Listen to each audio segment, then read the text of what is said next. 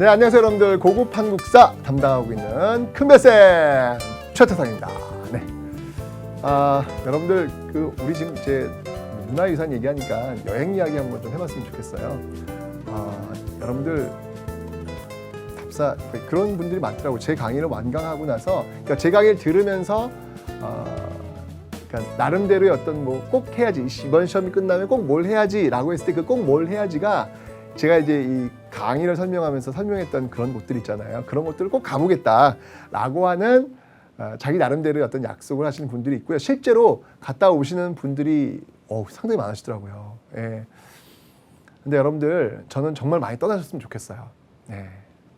제가 예전에 얘기했죠. 인생 뭐 있습니까? 네. 죽거나 아니면 멋지게 살거나 둘 중에 하나라고 했는데, 여행을 갈 때는 그런 것 같아요. 어느 목적지가 있겠죠. 근데 목적지가 있지만 목적지를 가는 것도 중요한데 사실은 그 목적지를 갈 때까지의 그 과정 있잖아요. 저는 그 과정이 더 의미가 있는 게 아닐까라는 생각이 듭니다.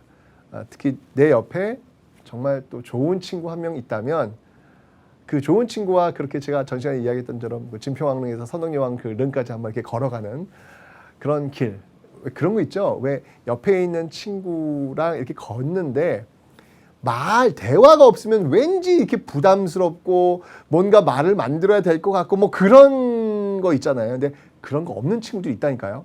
진짜 옆에 있지만 아무 말 하지 않아도 하나도 불편하지 않은 친구들. 그런 친구가 진짜 진정한 친구 같아요. 예. 있으세요? 그런 친구? 근데 그런 친구들과 함께 이렇게 한번 가신다면 그 가는 과정 자체가 아마도 참 멋지게 여러분 기억 속에 남지 않을까라는 생각이 듭니다. 네, 여러분들 문화파트 이거 왜 어떻게 외워? 라고 접근하지 마시고요. 이제 여러분들이 만나봐야 될 것, 또 가야 될 곳, 이런 여러분들의 그 리스트에 딱 적어 들어가는 그런 곳이 되길 바랍니다. 오늘 이 고대문화 마지막 시간입니다. 전 문화 설명할 때 제일 좋았는데 이 마지막이네요 이제, 그죠? 자, 첫 번째, 요거 호기심 와, 요거 아주 호기심 와요. 서동요, 선화공주와 익산 미륵사를 창건했을까? 라고 이제 다들 생각하고 있잖아요, 그죠? 과연 그럴까? 그 얘기 한번 해볼 거고요. 가문사, 이 가문사는 누가 왜 세웠을까에 대한 이야기를 한번 해보겠습니다. 경주 가문사. 그 다음에 이제 삼국과 일본에서 이제 문화 교류들이 있어요. 일본뿐만 아니라 뭐 서역이나 중국, 참 많은 문화 교류가 있는데 어떤 내용들이 있는지 한번 그 내용들을 살펴보겠습니다. 오늘 고대문화의 마지막 시간, 과연 오늘은 어떤 이야기가 담겨 있을지. 자, 고대문화로의 여행 지금부터 출발!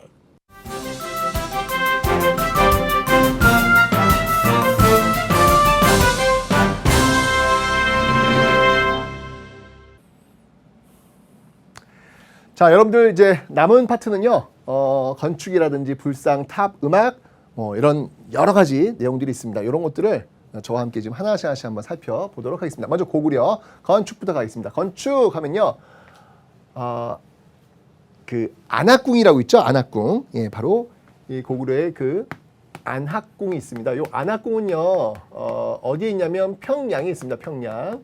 예, 이 안학궁 터를 이렇게 보시면요, 당시 그 장수왕의 남진 정책 있잖아요. 이 남진 정책의 결과 세워진 그런 건물들, 이 정도의 역사적 의의를 이 안학궁은 가지고 있습니다. 그 정도만 아시면 될 것 같고요. 자, 백제 건축에서 정말 대단한 건축물이 하나 있죠. 예, 그게 뭐냐면 바로 미륵사입니다. 미륵사. 자, 이 미륵사가 창건된 시점은 언제냐면, 이거 호국불교도 관련 있는 건데, 미륵사가 창건된, 이건 이제 익산에 있어요, 익산. 예, 익산에 있는데, 이게 창건된 시점이 언제냐면, 백제 무왕 때예요, 무왕. 네, 백제의 무왕 때입니다. 무왕 그 뒤에 나오는 왕이 누구예요? 예, 백제의 마지막 왕이라고 할 수 있는 의자왕이거든요. 그러니까 그 무왕 때인데, 이 미륵사를 창건한 이 사람이 누구냐? 우리는 무왕, 왜 서동, 진평왕의 딸이라고 알려져 있잖아요. 선화공주. 예, 그 선화공주와 서동과 관련된 아주 그 뭐랄까, 그 좀 이렇게 굉장히 좀 이렇게 야한 얘기 뭐라고 표현해야 되는 거야 지금 뭐 좀 그런 이야기들 서동요 내용이 그렇잖아요. 그죠? 서로 이렇게 막 사랑을 나누는 그런 얘기 아닙니까? 그래가지고 진평왕이 이제 너무 창피한 거지. 자기 공주가 말이야. 선동여왕은 말이야 이렇게 잘 나가는데 말이야. 이게 저 선화공주는 말이야 이렇게 지금 안 좋은 그 행실. 뭐 이런 이거 안 좋은 거야. 화가 막 난. 그래서 그냥 이 선화공주가 백제국으로 와가지고 결혼을 해가지고 이렇게 사랑하게 계속 나왔다. 그런 과정에서 세운 절이 바로 미륵사다. 이렇게 나와 있잖아요. 그러니까 이 미륵사 창건의 그 주인공은 선화공주라고 우리는 늘 그렇게 생각을 하고 있었는데 여러분들 불국사 석가탑, 불국사 3층 석탑을 해체하는 과정에서 나왔던 무구정왕 대다란이경처럼 익산 이 미륵사에 보시면 탑 설명할 때 제가 설명드리겠지만 미륵사지 석탑이 있어요. 그 석탑을 보존하기 위해서 해체하는 과정에서 그 가운데, 그 탑의 가운데의 중심축이라고 할 수 있는 그 중심돌, 그저 이거는 무게를 지탱하는 돌이라고 생각을 했죠. 그 돌을 딱 들어 올리는 순간 오 마이 갓, 이 안에서 여러분들 놀라운 보물이 하나 나옵니다. 바로 금동 사리함이 나온 거예요. 그 금동 사리함에 이 절을 지은 주인공의 이름이 적혀 있는 거예요. 당연히 그 주인공의 이름은 선화공주일 줄 알았는데 띡 아니었던 겁니다.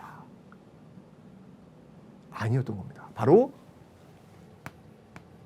사택 가문의 딸이 거기 딱 있는 거예요. 야, 이건 정말 충격이었습니다. 정말 충격이었습니다. 도대체 누구냐?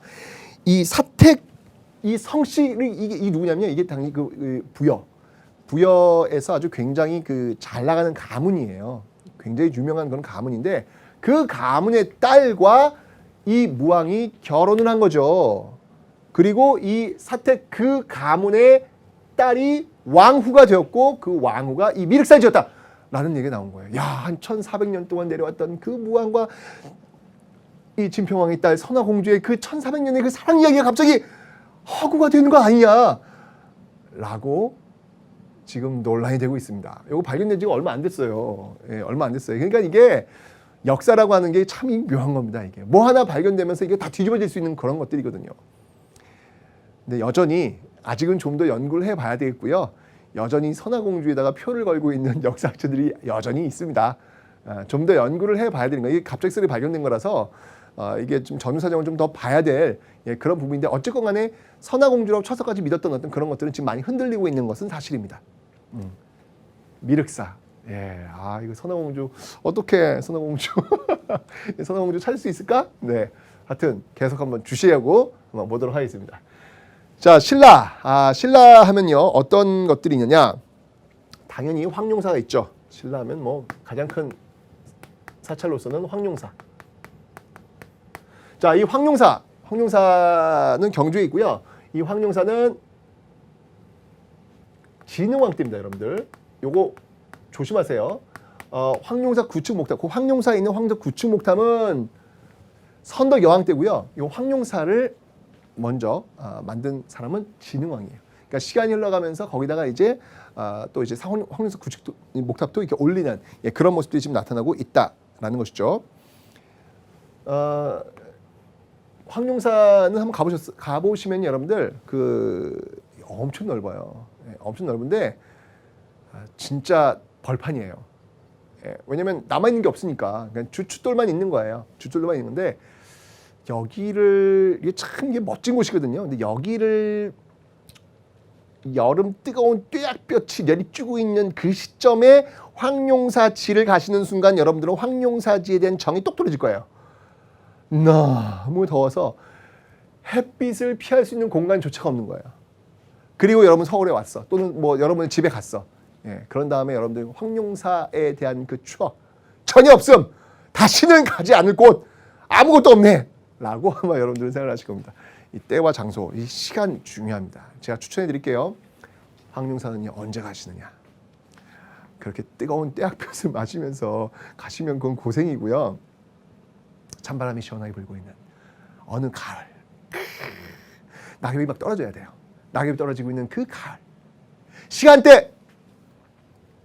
시간대는 해가 질 무렵이 좋습니다. 해가 질 무렵 그곳에 딱 가세요. 가셔가지고 이 황룡사 그 심초석 가운데 큰 돌이 있거든요. 거기에 딱 가셔서 그 주변에 앉으시고요. 그 주위를 둘러보세요.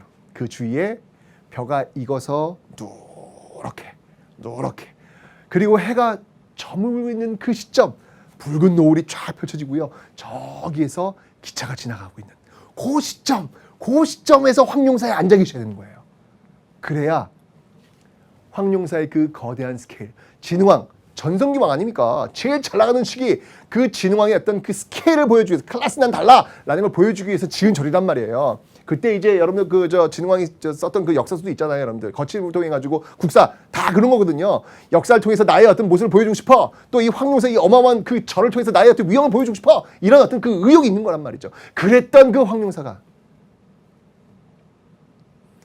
고려 몽골의 침입에 불타서 호련히 불에 타 사라지는 모습. 그 경주 천년의 역사 중에서 가장 화려한 건물 중에 하나였던 그 황룡사 구축목탑이 지금은 하나도 남아있지 않고 오로지 주춧돌만 남아있는 그 모습. 해는 지고 있습니다. 기차는 유연히어 지나가고 있습니다. 그 황룡사의 역사와 여러분의 인생이 오버랩되는 거죠. 인생이란 무엇인가? 저녁 노을을 바라보면서 해는 지고 있단 말이야. 야, 인생이 뭐냐 이거? 천년의 역사, 이 신라의 역사의 중심에서 나는 누구인가? 아, 이 완전 오바쟁이 최태성. 근데요, 진짜 저는 그 느낌을 한번 겪어봤어요. 진짜 좋더라고요. 정말 눈물 날 정도로 좋았어요. 정말 그냥 숙연해지더라고요. 그냥 내가 너무 잘난 체하면서 사는 거 아닌가. 황룡사 그 구축목탑의 그 주춧돌을 보면서 나 좀 겸손하게 살아야 되겠다라고 하는 나를 좀 돌아볼 수 있는 그런 시간을 저는 가졌었거든요. 그래서 한번 여러분들도 제발 떼약볕 내리는 그 여름 그 햇볕 보는 그때 가지 마시고요. 좀 선선한 때. 그리고 그렇게 해가 딱 뉘엿뉘엿 지고 해가 딱 졌을 때 안압지를 가세요. 바로 옆이잖아요. 안압지를 가시면 그때 야경이 참 예쁘게 빛나고 있을 겁니다. 다 그 저랑 한번 가실래요? 제가 최고의 경주 코스를 제가 선물 한번 해드릴까요? 죄송해요, 저 바빠요. 자, 황룡사. 진흥왕. 저 황룡사 좋습니다. 황룡사지. 지금은 이제 터밖에 없어요. 자, 통일신라로 오면요. 자, 이제 여긴 이건 너무 쉽죠, 여러분들. 불국사 3종 세트. 불국사 3종 세트. 알죠? 불국사가 있고요. 불국사 이제 경덕왕 때부터 짓기 시작했다라고 이야기하죠. 경덕왕. 성덕대왕 신종 기억나시죠? 불국사. 그다음에 이 불국사에 딱 들어가면 이제 그 있잖아요. 탑들. 불국사 3층 석탑. 그다음에 다보탑. 그죠? 석가탑과 다보탑. 그런 것들이 있고요. 그게 이제 일단 불국사 1종 세트, 그다음에 석가탑 다보탑 2종 세트. 그다음에 또 3종 세트 딱 채워진 게 있죠. 그게 뭐예요? 석굴암.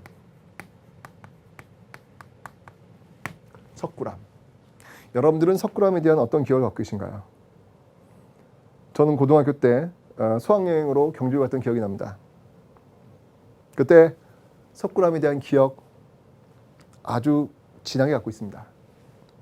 새벽 4시 우리 담임 선생님께서 저를 발길질로 하면서 야, 일어나 최태성 하면서 빨리 올라가야 돼 라고 해서 이 엉덩이를 이 발길질로 맞으면서 눈을 부비면서 석굴암에 올라갔던 그런 기억이 납니다. 웬걸 갔더니 돌멩이로 만든 그냥 불상 하나 딱 있더라고요. 내가 이걸 보러 여기까지. 그때는요, 지금은 길이 있어가지고 그 석굴암 그 입구에 가잖아요. 아니고요, 저 밑에서부터 걸어 올라간 거예요. 밑에서부터. 정말 너무 화가 났어요. 이 경주 내 다시 안 온다 내가 진짜. 이 석굴암 이게 뭐 이 돌멩이 하나 보러 왔나? 라고 그런 생각이 드는데요. 무식한 조태성이죠. 그러니까 얼마나 무식했습니까? 근데 아마 여러분들도 그런 기억이 있을런지 모르겠지만 석굴암을 저는 그 뒤에도 이제 많이 가봤는데요. 갈 때마다 저는 그 처음에 어떤 이 왼수 같은 이 석굴암이 그런 느낌이 아니고요. 알면서 배우면서 가니까 갈 때마다 저는 그 경외감이 있어요. 정말 어떻게 이런 돌멩이로 어떻게 이런 작품을 만들 수 있게 이 사람이 어떻게 이런 걸 만들지? 보면 볼수록 경외감을 느낍니다.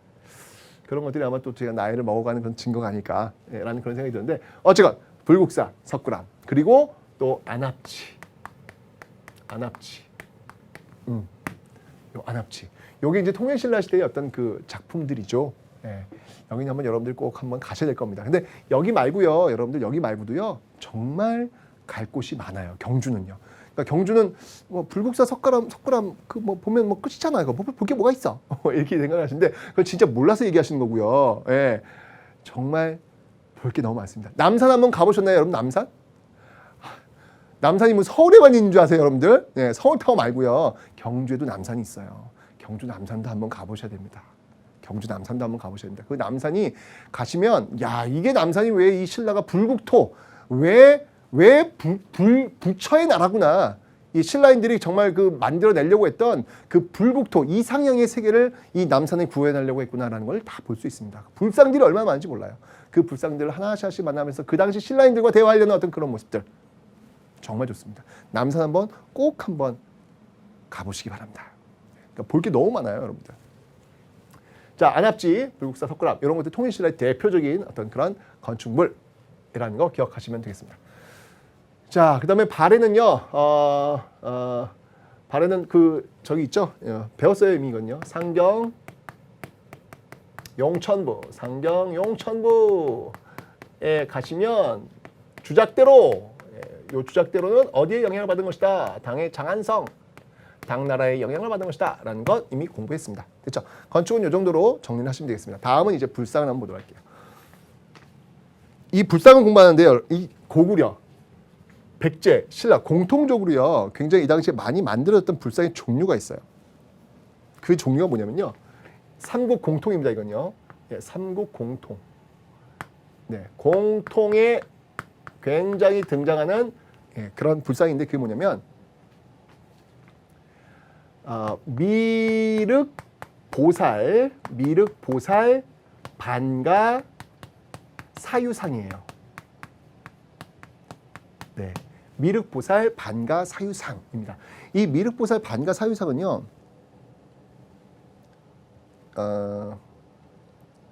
미륵불 제가 설명드렸죠. 미륵불.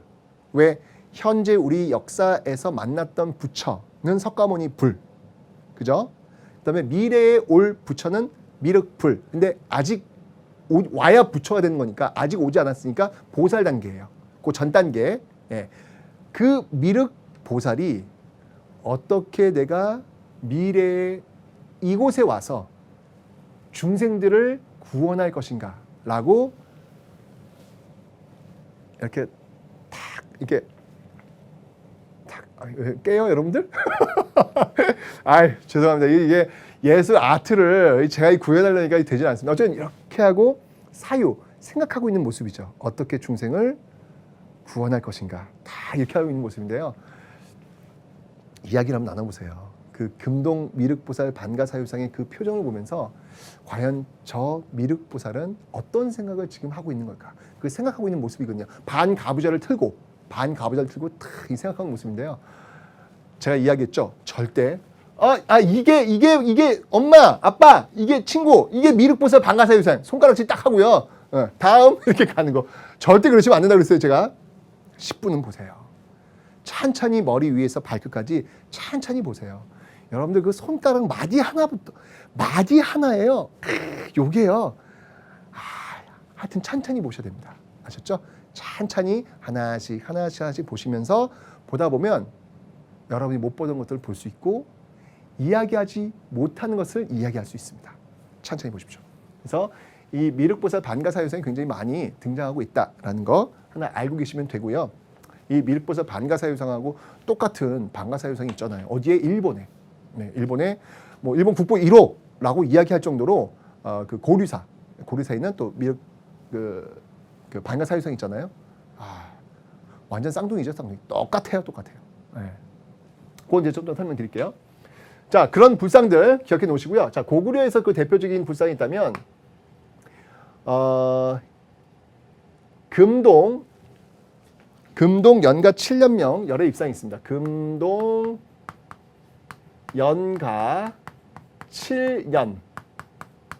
자, 연가 7년이라고 하는 게 적혀 있는 거예요. 거기에 새겨져 있는 거예요. 그러니까 이게 언제 만들어졌는지 정확히 알 수 있는 것이죠. 연가 7년명 열애 입상. 열애 입상이라는 게 이 고구려 불상의 대표적인 그런 작품이 되는 것입니다. 그 다음에 백제하면 여러분들 그 백제 미소라고 하죠. 백제 미소 바로 서산. 옛날에 서산 마의 삼존비라고 했는데 요즘은 이게 동네 이름이 붙어가지고 서산 용현리 마의 삼존 입상, 마의 삼존상 이렇게 부릅니다. 서산 용현리 마의 삼존상. 네, 예. 이렇게 도드라지게 마에라고 하는 거는 도드라지게 돌에다가 도드라지게 이렇게 세 명의 그 부처상을 이렇게 조각을 해냈다는 이야기예요. 그래서 서산 용현리 마의 삼존상. 이거는 참 독특한 게 여러분들 이 눈두덩을 보면요, 요 눈두덩을 보면 이게 참 독특해요. 이게 뭐냐면 이 서산마의 삼존상 그 마애불 있잖아요. 마애불 그 위에다가 이렇게 딱 보호하기 위해서 비나 바람이 맞으면 그 풍화작용 때문에 이게 깎일 거 아니에요. 그거를 방지하기 위해서 여기다가 이렇게 딱 햇빛 가리개를 딱 씌워주잖아요. 그럼 그 순간 서산 마의 삼존상, 이 서산 용현리 마의 삼존상의 미소는 사라집니다. 신기하죠? 왜 그러냐면 이 사람들이 이걸 만들 때는요, 햇빛의 자연광을 통해 가지고 자연광에 의해서 그 그림자에 의해서 눈이 나타나도록 만든 거예요. 그러니까 눈두덩을 보면요, 이게 살짝 도톰하게 나와 있어요. 도톰하게. 그래서 햇빛을 받아야지만 그 눈동자에 거기에 이렇게 그림자가 만들어지면서 살짝 웃는 모습이 나오거든요. 근데 그 햇빛을 가려버리는 순간 어디 눈탱이가 진짜 이게 두둥 해가지고 이런 모습이 되어버린다고요. 백제의 미소 어디 간 거야 이거. 그러니까 이게 보존이라고 하는 건 여러분들 그 당시 사람들의 입장 속에서 그 유물을 바라보면서 보존을 해야지 우리식으로 그냥 진짜 이건 무식한 거죠. 그러니까 그냥 이건 햇빛을 가려줘야 돼 또는 비를 맞으면 안 돼 라고 해가지고 딱 가려버리는 순간 그 미술 작품이 갖고 있는 그 아름다움은 사라지게 되는 거예요. 그들과의 대화가 끊겨버리는 거죠. 네, 그런 것들을 한번 기억을 한번 해보시면서요. 그거와 비슷한 게 뭐냐면 이 신라도 있어요. 신라의 그 배동. 옛날에는 배리 삼존불이라고 했는데 지금은 배리가 이제 동으로 된 거야. 배동 그 석조 열의 삼존 입상. 석조 열의 삼존 입상이 있어요. 자, 삼존이니까 이 세 명의 그 부처가 이렇게 서 있는 상이구나라는 것이죠. 뭘로 만들었냐면 돌로 만든 거예요. 돌로 이렇게 해가지고 부처 열의 삼존을 이렇게 세워져 있는 어떤 그런 모습인데, 요 배동 석조 열의 삼존 입상은 여러분 어디 갈 수 있냐면 그 경주 남산을 올라갔을 때 그 입구에 있어요. 그 입구에 이렇게 해서 올라가면 여기 딱 나오는데 여기도 마찬가지입니다. 여기도요 보호각을 이렇게 만들어 버리면요 이 미소가 사라져요. 여기도 이 서산 용현리 마의 삼존상과 마찬가지로 여기 얼굴을 이게 약간 도톰하게 눈덩이를 도톰하게 만들어 가지고 그 미소를 만들어 놨거든요. 근데 이거 보호각으로 딱 만들어 버리는 순간 참 고민이 돼요. 이거 정말 이걸 어떻게 복원을 시켜야 될지 그 미소를 살릴 수 있을지 그건 진짜 우리의 숙제가 아닐까라는 생각이 듭니다. 그냥 햇빛을 그냥 차단해 버리는 방법은 조금 그거는 좀 아닌 것 같다라는 그런 생각이 듭니다. 자, 어쨌건 배동석조 열의 삼존 입상도 있습니다. 공통적인 뭐냐면 금동 연가 7년명 열애 입상, 서산 용현리 마의 삼존상, 배동 석조 열애 삼존 입상 모두 다 특징이 있어요. 그 특징이 뭐냐면 살짝 웃고 있는 모습이에요. 웃고 있는 모습이에요. 미소를 띄우고 있다는 얘기입니다. 이게 삼국시대 그 불상들의 어떤 특징이에요. 왜 그럴까? 굉장히 딱 봤을 때요 인상이 참 푸근하고요 좋아요. 그냥 볼 때마다 그냥 씩 웃게 되는 어떤 그런 느낌? 너무 예쁘거든요, 그 미소가. 맨 처음에 불교가 들어왔는데 이 불상이 말이죠. 얼굴 표정 하나 없이 말이죠. 너무 뭐 뚝뚝하게 있으면 첫 만남인데 별로 그렇게 믿고 싶은 마음이 없어질 것 같아요. 아마도 그런 어떤 효과를 노리기 위해서 그 당시 좀 이렇게 웃는 어떤 그런 상을 만든 건 아닐까라고 제 나름대로 추측을 해봅니다. 좀 공통적으로 이렇게 웃고 있는 어떤 그런 모습들이 있는데, 자 이제 통일신라로 옵니다. 통일신라로 오면요, 이제 이 석굴암에 있는 석굴암 본점부를 만납니다. 석굴암에 있는 본점불. 여기는 서산마의 삼존상 또는 배동 삼존 입상하고 확실히 여러분 꼭 비교해 보세요. 표정 딱 비교해 보세요. 사진 딱 갖다 놓고요, 딱 비교해 보세요. 완전히 달라요. 완전히 달라요. 이 석굴암 본점불은요, 그 표정, 그 앞에서 딱 있으면요, 이 표정 속에 압도당하는 느낌이 나와요. 압도당하는 느낌. 자, 그런 것들은 여러분들 우리 시대적 배경 속에서 한번 이해를 해보자고요. 부처가 곧 왕이라고 하는 어떤 그런 관점, 그리고 신라 중대 왕권 강화, 전제 왕권의 강화, 삼국 통일을 위협한 어떤 그런 위험들을 이 불상의 얼굴에 담아내고 있는 거예요. 그 권위를 나타내고 있는 거예요. 근데 그 권위를 나타내는데 씩 웃고 있어봐. 권위가 생기겠어? 안 생기겠죠. 뭔가 근엄한 표정. 즉, 이 당시 석굴암 본점불은 바로 왕의 얼굴, 왕의 그 권위를 드러내는 표정을 짓고 있는 모습이다라고 여러분들 보시면 되겠습니다. 특히 이 석굴암 본점불 그 주위에 있는 그 불상들의 얼굴을 진짜 하나씩 한번 보세요.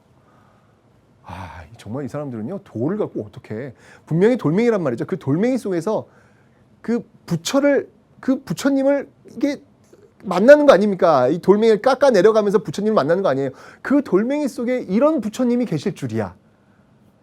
그 네모난 돌멩이 속에 이런 부처님이 그 안에 계실 줄이야. 감탄이 나올 정도로 정말 이 돌멩이를 갖고요, 어쩜 그렇게 기가 막히게 만드는지. 이 석굴암 본점불에 있는 이 본점불뿐만 아니라 거기 있는 그 불상들의 어떤 그 모습들은요, 정말 가히 정말 최고다라고 할 정도로, 이런 걸 느끼시려면 여러분들 제가 얘기했죠, 천천히 보세요. 천천히 보세요. 하나씩 천천히 보세요. 깜짝 놀랄 일들이 많이 생길 겁니다. 석굴암 본점불 대표적인 어떤 그런 불상으로 남아 있습니다. 그 다음에 이제 여러분 발해 같은 경우에는요, 이불병좌상.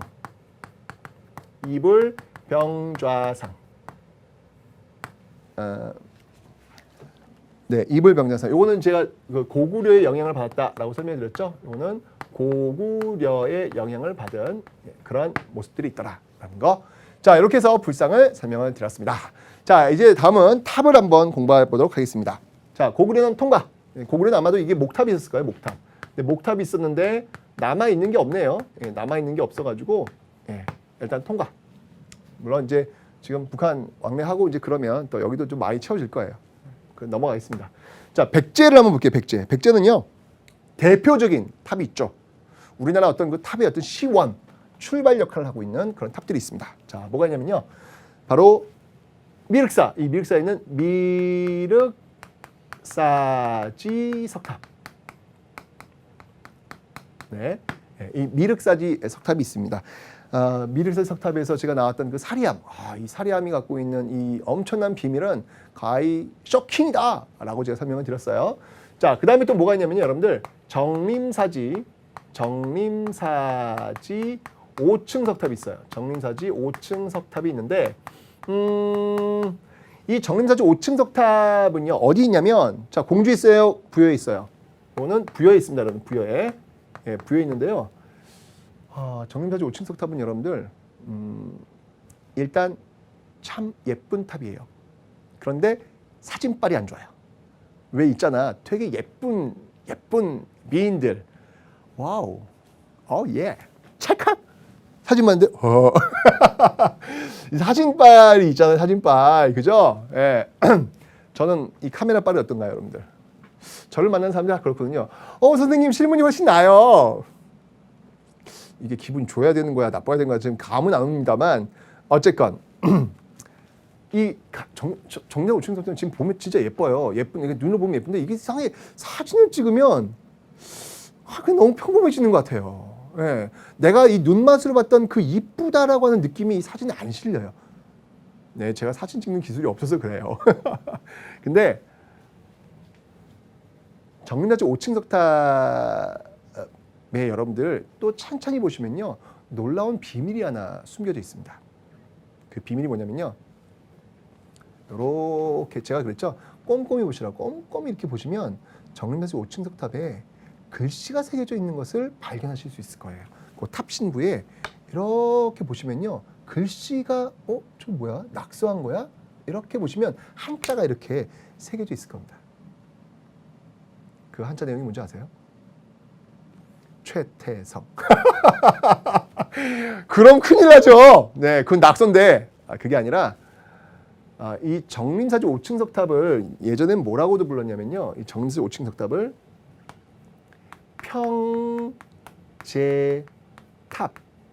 평제탑이라고도 불렀습니다. 이게 무슨 말이냐면 백제를 제압하고 그거를 기념하기 위해서 거기다 글씨를 써놓은 그런 탑, 그래서 평제탑이라고 불렀던 거예요. 그 나락연합군에 의해서 이 백제는 무너집니다. 그죠? 그때 이 당나라 장수 소정방이 군대를 끌고 와가지고 이 백제 부여를 점령하면서 그 기념으로 이 정림사지 5층 석탑에다 글씨를 써놨어요. 예. 그러니까 그 백제 멸망의 아픔을 자신의 온 몸의 기록으로 남기고 현재까지 남아있는 탑이 바로 이 정림사지 5층 석탑이에요. 그거는 여러분 잘 모르셨죠? 그러니까 가서 여러분 제가 얘기했잖아요. 꼼꼼히 보시라고요. 보시면 한자가 적혀져 있습니다. 예, 여기에 대당, 당나라가 백제를 평정하고 그걸 기념하기 세운 탑, 뭐 이런 글씨가 새겨져 있음을 여러분이 볼 수 있습니다. 그러니까 어떻게 보면 참 아픈 그런 역사를 이 온몸에 그 문신처럼 이렇게 새기고 1000년 이상을 서 있는 그런 탑이 바로 이 정림사지 5층 석탑이 아닌가라는 그런 생각이 듭니다. 볼 때마다 너무 예쁜 탑인데 한편으로 그 글씨, 그 문신이 주홍글씨처럼 또 가슴을 또 울리게 만드는 그런 탑이기도 합니다. 정림사지 5층 석탑입니다. 자, 다음은 이제 신라입니다. 신라는 뭐 이 황룡사 나 감독 또 나오는 황룡사 9층 목탑이죠. 자, 요 황룡사 9층 목탑은 호국 불교의 어떤 성격을 띠고 있고 선덕 여왕 때 호국 불교의 성격으로 만들어진 것이다라고 설명했습니다. 설명드렸고요. 자, 그다음에 또 뭐가 있냐면 이 선덕 여왕 때 이 분황사 있죠, 분황사. 이 분황사에 또 탑이 있어요. 분황사 탑이 있는데 이 분황사 탑은 굉장히 특징이 있습니다. 이게 뭐냐면 바로 모전석탑이라는 거예요. 모전석탑. 네. 기본적으로 여러분들 그 중국에 가시면요 탑이 있어요. 중국은 뭐 대한탑, 소한탑 해가지고 중국의 탑들을 보시면 뭘로 만들었냐면 주로 벽돌을 쌓아 올려가지고 탑을 만들어요. 벽돌을 쌓아갖고 많이 만들고요. 우리는 돌멩이를 짜서 올려요. 일본은요 나무를 갖고 목탑을 주로 탑으로 만들고 있어요. 왜 그럴까요? 그거는 그 나라의 환경을 충분히 이용하면서 만들어진 문화유산이기 때문에 그래요. 그러니까 여러분들 절대 중국 가가지고 우와 야 진짜 크다. 딱 우리가 우리 이게 뭐야 이 스케일이 이거밖에 안 돼. 이런 식의 관점은 정말 위험한 관점이고요. 이건 정말 잘 모르기 때문에 나오는 그런 관점이 아닌가라는 생각이 들어요. 조금만 알면 그 지역에서 살고 있었던 사람들이 최적의 환경 속에서 최적의 그 결과물을 만들어내기 위해서 얼마나 노력을 했는가 이런 걸 알 수 있거든요. 그래서 중국은요 이렇게 왜 벽돌을 많이 쌓으려면 거기는 흙이 많잖아요. 예. 황토 많잖아요. 그거 흙을 갖고 벽돌을 만들어 쌓아 올린 거죠. 예. 그러니까 거기는 벽돌로 만든 탑이 많은 거예요. 전탑이 많은 거예요. 전탑.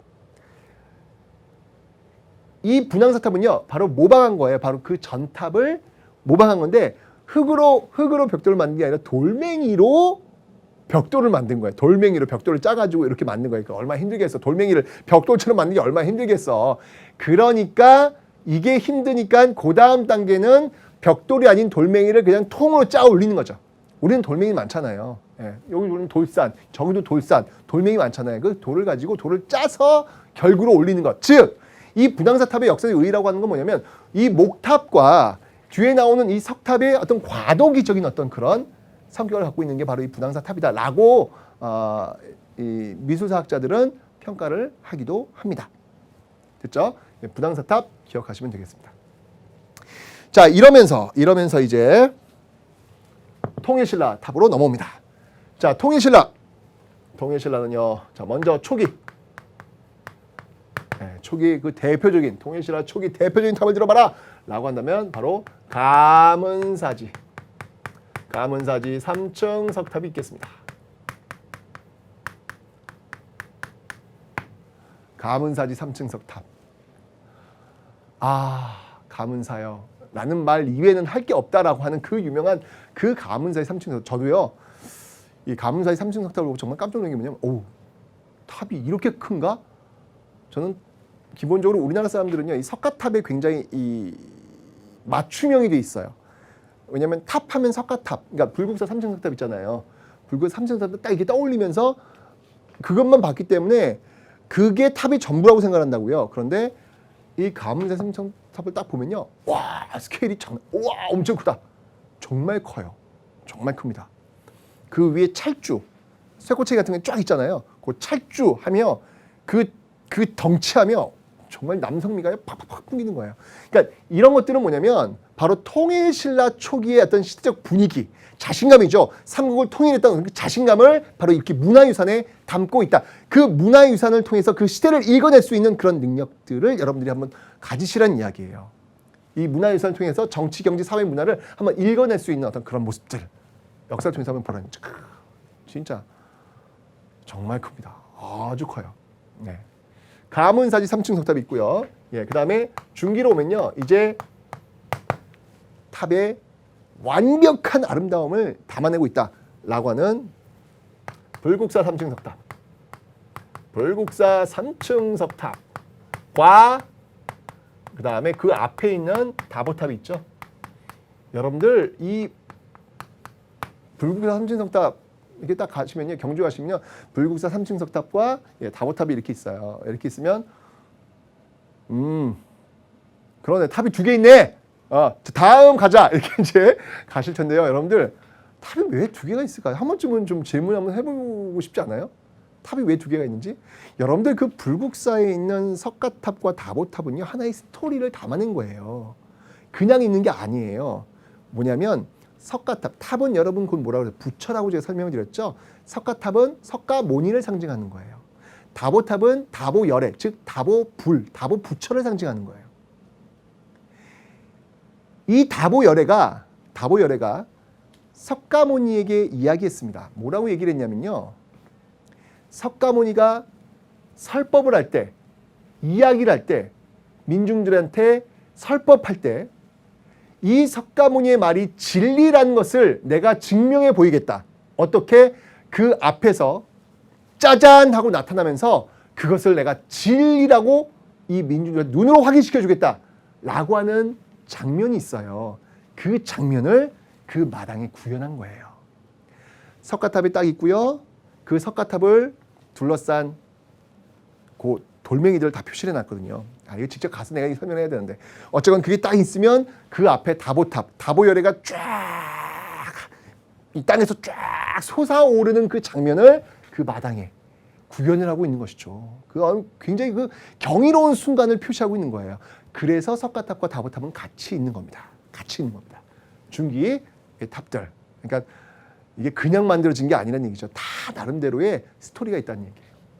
그 다음에 후기로 오면요, 여러분들.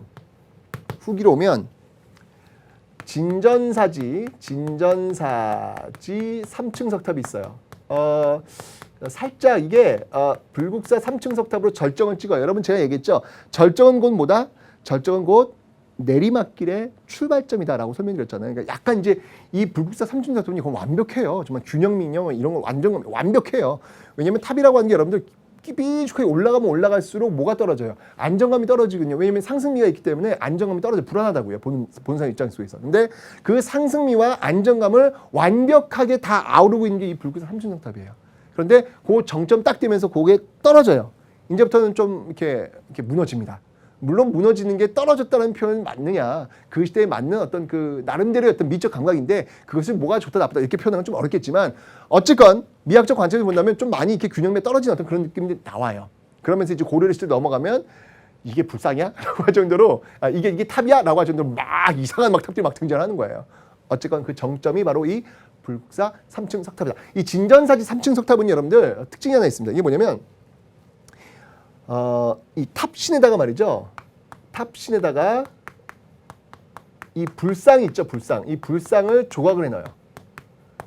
예, 조각을 해놓는 그런 특징들이 있다라는 거 기억을 해놓으시고요. 그 다음에 후기에 또 이제 기억할 게 뭐냐면 바로 제가 승탑 있죠. 승탑. 예, 이 승탑이 또 유행하고 있다라고 하는 거. 요거 여러분들 좀 기억을 좀 해놓으시면 되겠습니다. 됐죠? 자, 이렇게 해서 통일신라 시대까지 어떤 탑 살펴봤고요. 예, 발에는 뭐 남아있는 게 지금 없어서 그냥 통과. 다음 이제 음악을 한번 보도록 하겠습니다. 음악. 자, 고구려의 음악 하면요. 왕산악. 왕산악. 왕산악 하면 여러분 떠오르는 악기. 검은고가 있죠. 검은고. 왕산악의 검은고 기억해 놓으시면 되고요. 쭉 넘어가서 신라 보겠습니다. 신라. 신라는요. 우륵. 우륵은 어디 출신이냐면 대가야 출신이에요. 대가야에서 왔죠. 와가지고 가야금, 가야금과 이렇게 또 음악을 만들었던 사람입니다. 그리고 또 이 백결 선생, 백결의 방아타령, 백결 선생의 방아타령, 또 신라의 또 유명한 그런 음악 장르가 되겠습니다. 됐죠? 자, 이렇게 해서 또 음악 한번 살펴봤고요. 자, 다음은 이제 교류, 일본과의 그 교류사를 한번 살펴보도록 하겠습니다. 자, 교류사를 살펴볼 때 먼저 이 사람, 인물부터 한번 좀 살펴볼게요. 인물. 자, 어떤 인물들이 있는지 그 내용을 한번 살펴보겠습니다. 먼저 담징입니다. 고구려의 담징. 자, 이 담징은요, 종이라든지 또는 먹 또는 붓 이런 것들을 일본에 전달해 줬다. 이렇게 이야기를 하고 있죠.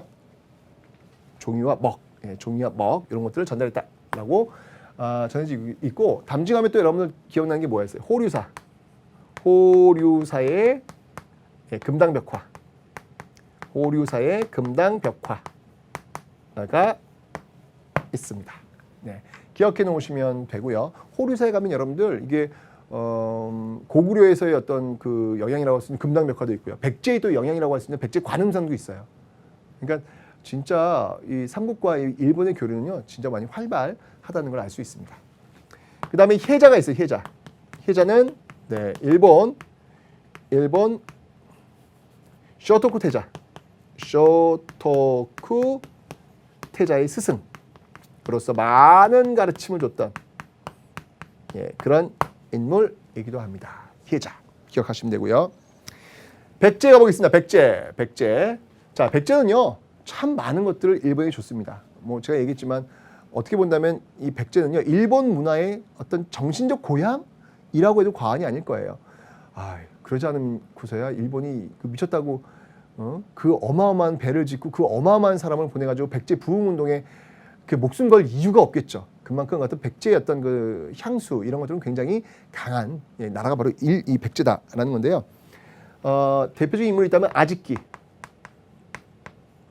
자, 아직기는 뭐 한자를 전해줬다고 하고요. 그 다음이 왕인.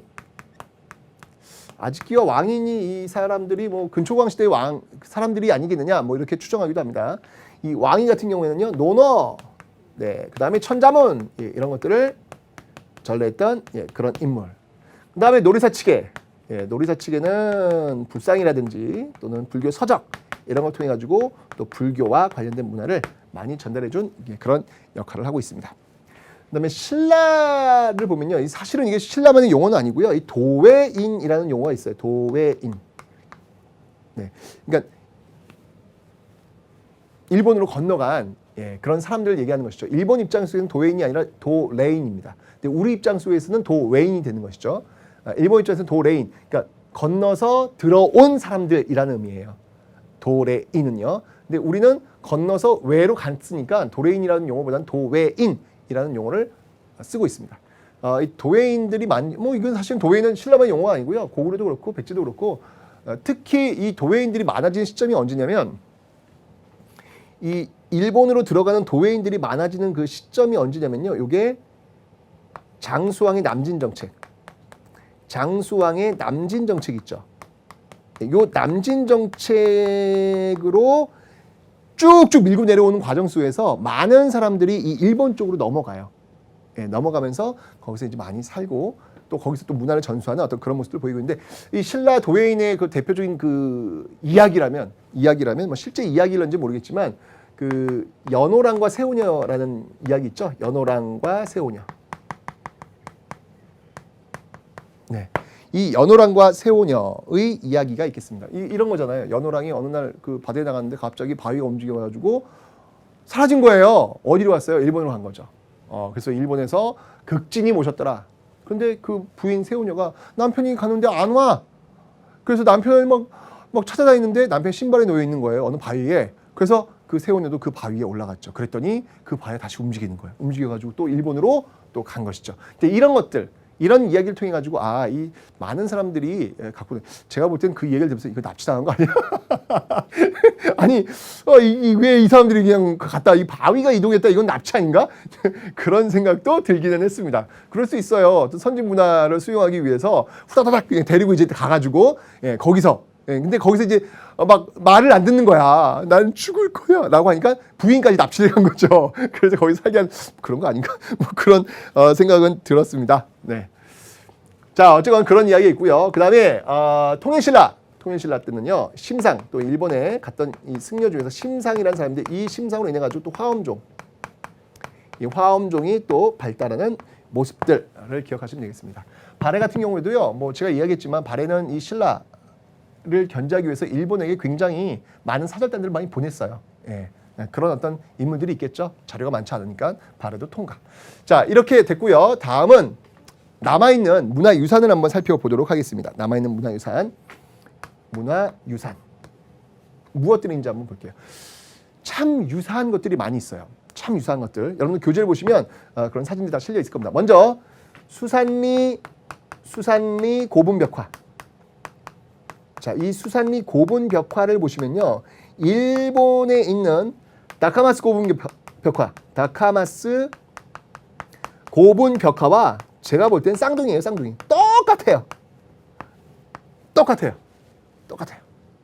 야, 어떻게 이렇게 똑같냐 할 정도로 아주 유사한 그런 모습들을 보이고 있다라는 거 기억하시면 되겠습니다. 자, 그 다음에 여러분들 제가 아까 설명드렸죠. 이 호류사의 백제관음상이 있고요. 자, 그 다음에 또 고류사의 그 미륵보살, 미륵보살 반가사유상. 이건 뭐 정말 이거는 같은 장인이 만들었다라고 할 정도로 너무 똑같아요. 다만 재질이 좀 달라요. 이거는 목조입니다. 목조. 나무로 만들었어요. 여기 우리나라 같은 경우는 이 미륵보살 반가사유상은 금동이죠. 금동. 그죠? 금동 미륵보살. 금동인데 반해서 여기는 나무로 만들었어요. 그 차이점이 있지만 똑같아요. 이제 그걸 통해서 딱 보면서 야, 역시 우리나라가 최고야. 나무로 만들었잖아. 나무는 쉽잖아. 그냥 이게 칼로 카타타타 하면 나오는 거 아니야. 근데 우린 금동이란 말이야. 더 어렵지. 우리가 훨씬 고난도의 기술을 갖고 있는 선진국이었어. 라고 막 치면서 막 설명을 막 이렇게 듣고 싶죠, 여러분들. 근데 그게 뭐가 의미가 있겠습니까, 여러분들. 다 이 당시의 교류를 통해서 제가 이야기했잖아요. 일본에는 좋은 나무들이 굉장히 많이 있습니다. 그 좋은 나무를 가지고 그 나무를 통해서 부처의 세계를 구현했을 뿐이에요. 우리는 금동을 가지고 부처의 세계를 구현했을 뿐입니다. 이 당시 사람들은 단순하게 그 불국 부처의 세계를 구현하기 위해서 만든 것 뿐인데 괜히 이 후세의 우리들이요. 너가 잘났네, 내가 잘났네 라고 하면서 우리 게 최고네, 너니 건 별로네. 이거는 좀 아닌 것 같다. 이거는 좀 아닌 것 같다라는 그런 생각이 듭니다. 네, 저는 이 고려사의 미륵보살 방가사의성을 볼 때마다 와 정말 그윽한 그 미소는요. 그러니까 왜 나무가 갖고 있는 그 따뜻함이라는 게 있잖아요. 나무가 갖고 있는 따뜻함. 사실 이 금동은요. 이게 좀 약간의 어떤 그 차가운 느낌은 있어요. 제가 이렇게 봤을 때는 사실은 이게 좀 더 따뜻한 느낌은 줘요. 예. 좋아요, 저는요. 나는 그럼 친일파야? 제발 이렇게 좀 보지 말라고요. 이렇게 좀. 네. 그래서 이 고려사의 미륵보살 방가사의 이거 여러분 일본 가시면요. 이거 한번 진짜 꼭 한번 보세요. 예, 정말 최고입니다. 자, 그 다음엔 여러분도 뭐가 있냐면요. 이 백제의 가람. 가람이라고 하는 건 뭐냐면 사찰이에요. 사찰. 절이에요. 요 가람 양식들이 또 유행을 하고 있었다라고 하는 사실을 기억하시면 되겠습니다. 됐죠? 자, 그 다음에 이제 신라입니다. 신라도요. 굉장히 많은 것들을 전해주죠. 특히 조선술, 배 만드는 기술이에요. 예, 그 다음에 축제술, 네, 축제하는 기술, 놀고 먹는 기술 이걸 전래했다고 또 생각하시면 안 되고요. 축제는 뭐냐면 그 제방, 저수지 뭐 이런 거 있잖아요. 그런 것들을 쌓는 그런 기술을 얘기하는 겁니다. 자, 그래서 이 축제술의 전래로 인해 가지고 일본에서는요 한인의 연못이라고 하는 용어가 있다라는 거 기억하시면 되겠습니다. 됐죠? 조선술, 축제설. 네. 뭐 통일신라하고 뭐 발해 뭐 이렇게 해서 그냥 넘어가도록 하겠습니다. 근데 이런 교류로 인해 가지고 여러분들 일본에서 어떤 이런 어떤 그 문화유산의 어떤 그 교류 있잖아요. 그 교류가 어떤 결과를 가져왔냐면요. 일본 있잖아요. 일본에 그 7세기 유행했던 그 아스카 문화 있죠. 이 아스카 문화의 나라시대, 나라지방에서 이 아스카 문화가 발달하는데 이 삼국의 문화가 영향을 미치고요. 통일신라도 마찬가지입니다. 통일신라 같은 경우에도요. 이런 어떤 그 문화의 교류들이 바로 일본의 하쿠오 문화가 또 성장하는 데 있어가지고 굉장히 많은 역할을 하고 있더라라는 거 기억하시면 되겠습니다. 뭐 일방향의 어떤 그 문화 전달이라는 어떤 그런 접근 마시고요. 교류라고 하는 접근으로 좀 다가서는 건 어떨까라는 생각이 들어요. 워낙 일본과의 어떤 그 관계 설정들이 많이 있었기 때문에 여러분들이 이런 것들은 조금은 좀 다른 관점으로 좀 접근했으면 좋겠습니다. 이렇게 참 교류가 많았던 나라인데 왜 우린 지금 이러냐고요. 네, 이게 진짜 일본이 조금 그 열쇠를 좀 먼저 풀어야 되지 않을까. 왜냐면 일본은 가해자고 우리는 피해자잖아요. 그죠? 가해자의 입장이기 때문에 그들이 먼저 정말 깨끗하게 반성하고 좀 사과하고 그냥 가면은 참 옛날 그 고대 일본과 이 관계를 맺었던 어떤 그런 모습을 우리가 또 새롭게 또 만들어낼 수 있지 않을까라는 어떤 그런 생각이 듭니다. 자, 기억해 놓으시면 되고요. 일본뿐만 아니라 중국. 중국에서는 여러분 궁중에서요. 뭐 고구려 악 또는 고구려 무용 이런 것들이 막 이렇게 궁중에서 이렇게 연회를 베풀 때 막 나오기도 했고 뭐 백제의 음악도 나왔고요. 그러니까 굉장히 어떤 그런 교류들이 많이 있었고요. 더 멀리 서역에서도 서역 이제 중앙아시아 쪽 우리가 지금 떠올리는 뭐 이란, 이라크, 사우디아라비아 뭐 이런 쪽을 떠올리세요. 그쪽과의 교류도 있어. 그 먼 데서도 교류가 있었다. 그런 근거가 뭐가 있는지 한번 살펴보도록 하겠습니다.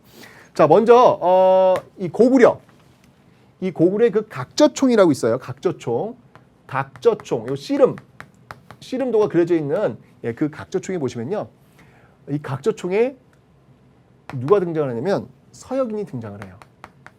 서역인. 약간 이 코가 좀 약간 이렇게 좀 이렇게 구부려져 있는 그런 코를 뭐라 그래? 그 매부리 코라고 하나? 뭐 어쨌든 이렇게 그 코가 좀 약간 크고 있지 그런 거 있잖아요. 그죠? 그런 모습을 하고 있는 그 사람이 씨름을 이렇게 하고 있는 모습이 나와요. 우리나라 사람 아니에요. 예, 그런 각주총 보이고 있고요. 그리고 바로 그 중앙아시아의 그 서역에 있는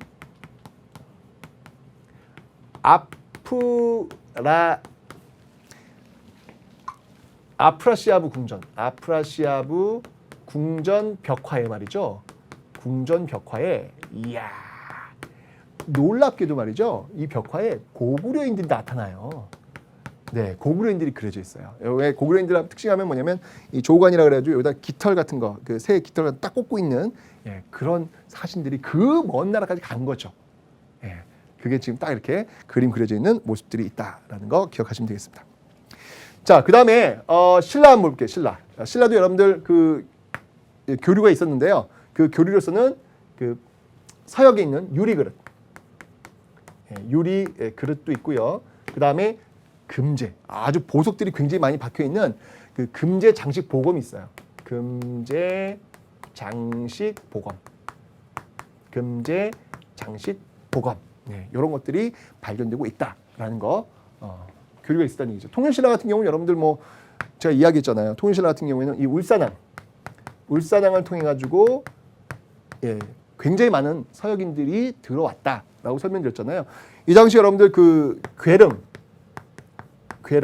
이 괴릉은 원성왕의 릉이 아닐까라고 추측하고 있는데 어쨌건 이 괴릉의 무인상 있죠. 괴릉에 있는 무인상. 이 무인상도 역시 마찬가지로 서역인이 묘사되어 있는 모습으로 세워져 있습니다. 그러니까 이 당시에도 나름대로 어떤 그 교육을 통해 가지고 서로의 어떤 문화를 서로 이렇게 교환하는 그런 모습들이 있었구나라는 거 여러분들이 기억하시면 되겠네요. 됐죠? 자, 이렇게 해서 고구려 백제 신라 통일신라 발해의 여러 문화유산들을 다 살펴봤습니다. 결론은 뭐냐면 우리식의 관점에서 그들의 문화를 보려고 하면 보이지가 않아요. 항상 그들의 관점 속에서 그들의 모습을 온전하게 보려는 노력, 그런 노력이 있다면 그 먼 1000년 전 사람들과 이야기할 수 있다는 겁니다. 대화할 수 있다는 겁니다. 여러분 그 대화가 되는 순간 정말 놀라운 경험을 하시길 겁니다. 거기에 빠져드시면 안 돼요. 이거 굉장히 중독됩니다, 여러분들. 제가 그런 적이 있었거든요. 그냥 너무 좋은 거예요, 너무 좋은 거. 그냥 빠져가지고 그냥 학점 정말 안 나왔던 그런 적도 있는데 어쨌건 여러분들 돌멩이지만 천년의 역사를 갖고 있는 그들과 한번 이야기를 돌멩이 속에 숨겨져 있는 그런 그들의 이야기를 들으려고 한번 노력해 보세요. 아셨죠? 자, 이렇게 해서 여러분들 드디어 고대까지 우리나라 역사의 한 2000년 역사라면 그러니까 지금 현재 AD 이후 2000년 역사라면 그 반 1000년의 역사를 이제 다 배운 거예요. 끝! 이제 나머지 1000년의 역사가 남았습니다. 중세고려와 그리고 조선 500년 남았죠. 이제 이 나머지 역사를 위해서 달려가 보도록 하겠습니다. 다음 시간에 이제 바로 그 중세, 왕건이 등장하는 중세, 나의 관심법을 받으라! 라고 하면서 이제 궁에서 등장하고 이러면서 후삼국 시대, 그러면서 고려가 딱 만들어지는 그 시대가 등장할 겁니다. 자, 이제 고려로 가지요!